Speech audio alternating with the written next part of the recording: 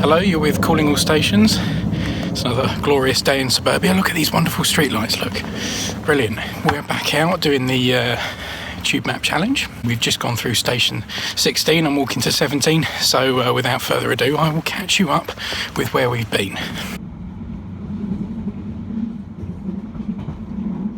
Since my last update, I've not managed to tick off any more stations, so today we're back out on the trail on another purpose trip where we'll take on the Piccadilly line branch to Heathrow.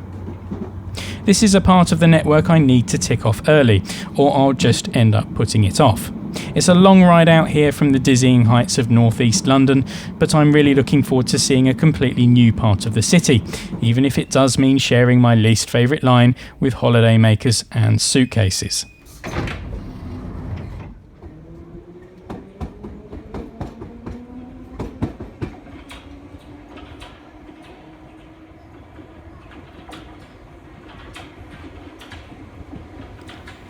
We start in the sleepy suburb of South Ealing, which didn't get its current station building until 1988, when an old temporary pre-World War II structure was replaced. It makes no efforts to boast about its surroundings, blending into the parade of shops nicely. The short tower is reminiscent of Holden era stations in these parts, some of which we'll see later on. We don't dwell here very long as we head back on the trains for a short trip to Northfields. This is the shortest journey time between any two surface level tube stations at a mere 47 seconds long. Though the line through here dates back to the original District Railway of the 1880s, a station wasn't constructed at Northfields until 1908. It has also had a few identity changes throughout the years too, changing from Northfields Ealing to Northfields and Little Ealing before settling on its present name in 1932. In the same year, it was extensively rebuilt by our good friend Charles Holden for the advent of Piccadilly line services on this branch the following year. If you've got déjà vu, then that's because the platforms closely resemble those at Arnos Grove, whilst the ticket hall is a near identical copy to the one seen last week at Oakwood, this time rotated 90 degrees from the street. Look out for the dark tiling on this station. This was an experimental effort to reduce visible wear and tear to the building.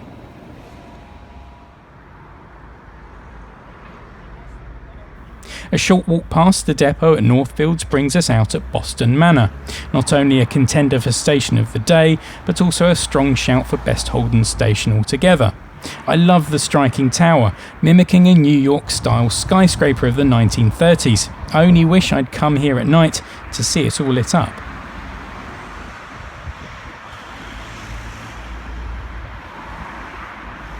So here we are down at Boston Manor.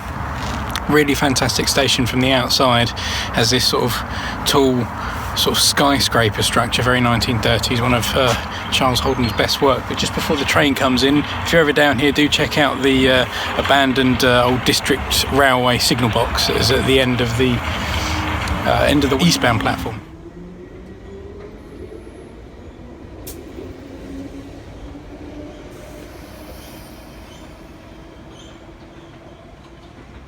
On now to Osterley, where another Holden tower dominates the skyline, this time in the form of a spire. It's difficult to do Osterley justice in this footage, as it now hides behind trees, railings, ugly fences and the busy Great West Road. Still, it highlights what Holden was trying to achieve with many of his buildings, attracting users with that roundel placed on top of tall, imposing towers. The story changes completely at Hounslow East. This unusual hat thing was built in 2002 to replace the original Victorian structure. Those of you who are following the map challenge on my blog will know I've not been kind to the designers of this station. Still, it's not without its own interesting features, and if you ever pass through this station, then check out the unusual lattice oak ceiling, even if it does make you feel like you're underneath a giant table.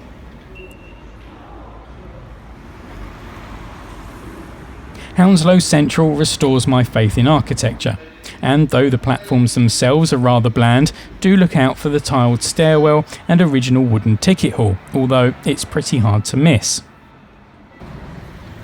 Hard to miss too is the name of the station, which is written a whole bunch of times on the seemingly oversized awning and notice boards. I do like this station though, it's got a cottage-like charm, even if the proportions are a little bit wrong. So we're now between Hounslow Central and Hounslow West. I used to have one of those chairs.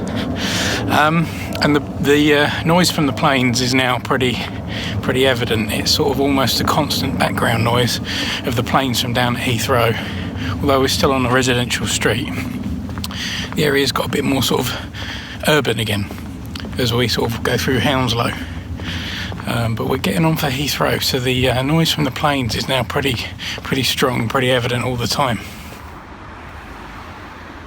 Hounslow West changes the styles up yet again, with this sizable septagonal-shaped ticket hall fronting the busy Bath Road.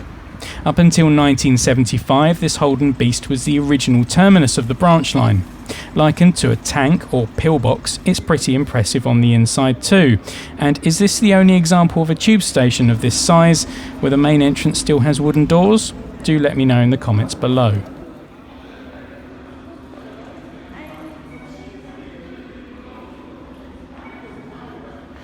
Hounslow West, very interesting station because you go through this grand ticket hall back there and then you just go through this sort of corrugated iron passageway and you're thinking, well, this is a bit odd going through this big grand station entrance, and then you go through this sort of corrugated iron walkway where the car parks out there, but actually that was where the original terminus of Hounslow West used to sit, and then this has sort of been bolted on as the Piccadilly line was extended out to Heathrow.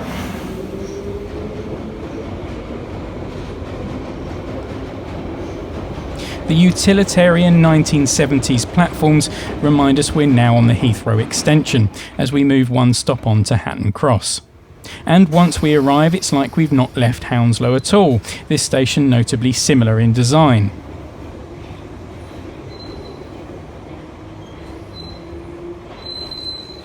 If you've not been out this way before, then Hatton Cross really is something quite different. Following the construction of the bulk of the Victoria line, London Underground expansion had started to thin out in the 1970s. Only here, Brixton and Heathrow Central were constructed during the whole decade. The latter of those stations have since seen regeneration work, not just to the station, but to the area they serve as well. Though this station is comparable to something east of the Wall, it's the only one of its kind and era to survive pretty much intact, and that makes it unique.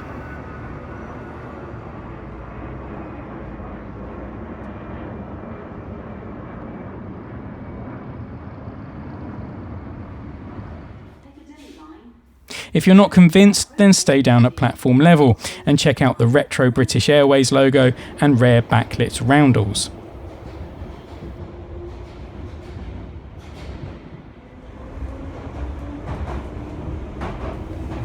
Onwards now to the airport, and first on the loop line to Terminal 4.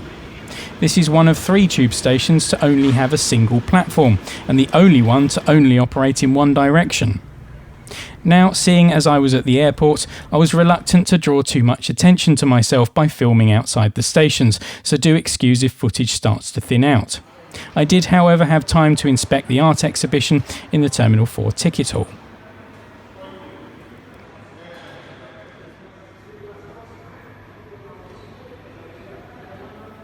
On to Terminal 1, 2 and 3 next, even though Terminal 1 doesn't really exist anymore. This station used to be known as Heathrow Central until Terminal 4 was opened in 1986, which was also incidentally the only tube station to be opened in the 1980s.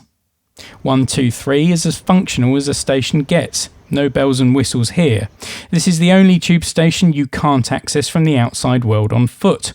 All access to Terminals 1 to 3 is done so by car or bus via the Bath Road Tunnel. And though it does have a surface level exit, you can only access the bus station from it. Functionality continues at Terminal 5.